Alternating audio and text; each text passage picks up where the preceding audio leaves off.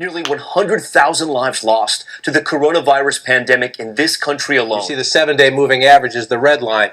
That's a plateau. Shows that coronavirus is deadlier and more contagious than the flu. Cases of COVID-19 on the rise in at least 8 states. Tyrannical force! Spring break gone wild. 350,000 and 1.2 million people in the U.S. could die from COVID-19 is COVID-19. deadlier than flu. You can put that rate is 15 times higher.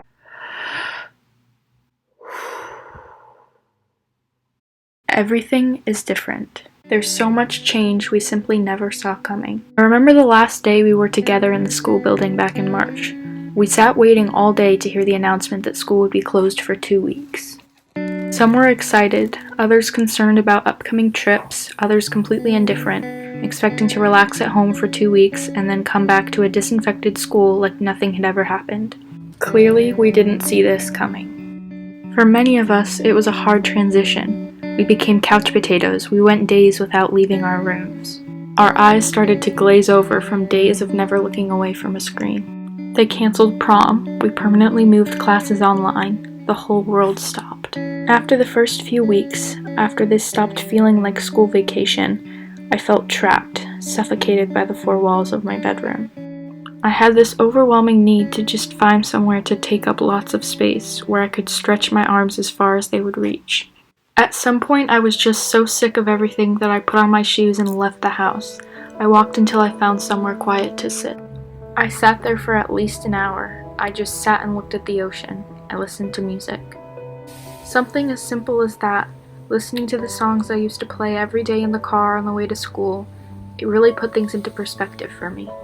I sat and just thought about everything. About life before and life now. That walk really changed quarantine for me. We've been dwelling so much. We're stuck in what we've lost. We miss our friends, sports, going out to eat. We even miss school.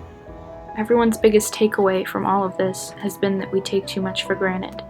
Right now, all we can think about is how much we're going to appreciate everything when it comes back. All the things we would give all the money in the world to get to do again. But if the lesson is gratitude, if the lesson is living in the moment, what's stopping us from starting right now? A few months ago, there's nothing we wanted more than a day off, some time to breathe, a mental health day. Life moved so fast for so long, we need to take advantage of this time, now. Breathe, get out of the house. Sometimes a short walk can be the exact thing that you need to solve your cabin fever and give you some perspective. Since my first walk, I walk to the ocean as often as I can. I listen to my favorite songs and find new spots to sit and take in the view and the sunset, and the sound of the waves. We spent every day of high school running from one place to the next, stressing out about homework, always cramming extra tasks into the free pockets of the day, not taking a breath until 9 or 10 at night on a good day. We ran on drained batteries for weeks at a time, and a single free day, one 3-day weekend, was something we looked forward to for months. Now we have time. There's no commute from place to place. We can build our own schedules for the day. We can take a breath when we need to. As much as we miss spending time with our friends, as much as it sucks to be missing proms and graduations and going to the beach with our friends and everything else, someday when you have to start waking up at 6 a.m. again, you'll be missing today more than you think. This time has been all about realizing what we had now that we don't have it. Don't let the little things about your life now go unappreciated as well.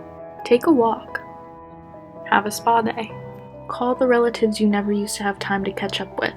Spend quality times with the ones you are at home with all day. Try to find new ways to make birthdays special. Take the time to relax and give your mind the break it needs. As much as you should take advantage of this extra time, remember to allow yourself to do absolutely nothing if you need to.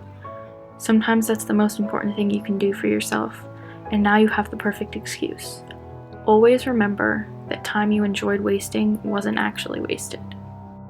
Reclaim this time. Make it as healing and calming and enjoyable as you possibly can. Learn from the mistakes we made. Don't wait to leave the house again to start appreciating what you have. We'll see our loved ones, we'll go shopping, we'll have our lives back soon. We'll never have this time again. Don't let it pass you by.